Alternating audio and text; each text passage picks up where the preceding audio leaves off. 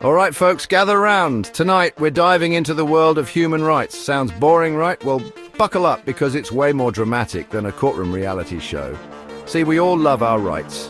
Freedom of speech, the right to a fair trial, the whole shebang. They're like the VIP passes to being a decent human in a functioning society. But here's the kicker. Sometimes those rights bump up against other important stuff like public safety or national security. Think of it like this. You have the right to swing your fist, but that right stops at the tip of my nose. It's a delicate balancing act, and governments are the ones stuck walking that tightrope. This isn't some abstract legal mumbo-jumbo. It affects all of us. Ever heard of hate speech laws, limits on protests?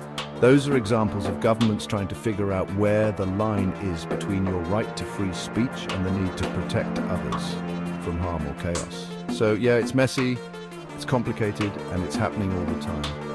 And that, my friends, is why we're here to break it down.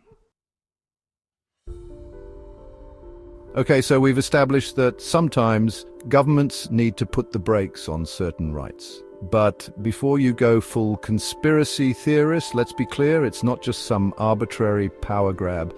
There are legitimate reasons why governments might step in and say, hold your horses, folks, not so fast. Think about it.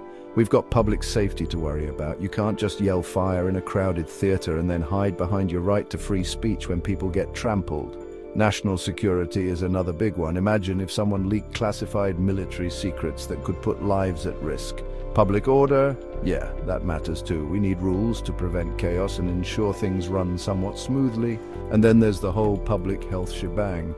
Remember mandatory mask wearing during the pandemic? That was a limitation on personal freedom, but it was deemed necessary to protect lives. Morality and the rights of others also come into play.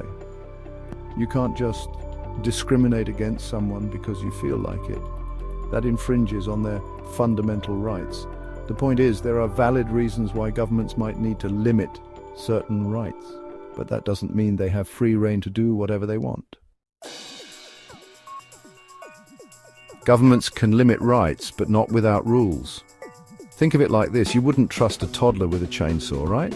Principles like proportionality, legality, necessity, non-discrimination, and judicial oversight are crucial.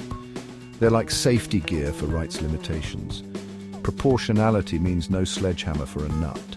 Legality means rules must be based on existing laws. Necessity means the limitation must be essential. Non-discrimination means fairness for all. Judicial oversight ensures the government plays by the rules. These principles prevent governments from trampling our rights. Now let's zoom out to the international scene. We've got global treaties and conventions setting standards for how governments can and can't restrict rights. Think of it like the UN trying to wrangle a room full of toddlers. It's a tough job, but someone's got to do it.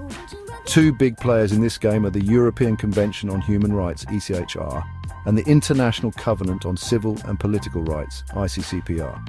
These treaties lay down the law literally on what rights people have and how governments can limit them. For example, both the ECHR and the ICCPR allow for limitations on freedom of expression in certain circumstances, like protecting national security or public order. But they also emphasize that any restrictions must be necessary and proportionate. It's all about finding that sweet spot between protecting individual rights and ensuring the well-being of society as a whole. Of course, getting countries to actually follow these international rules is a whole other story. It's a bit like herding cats, to be honest.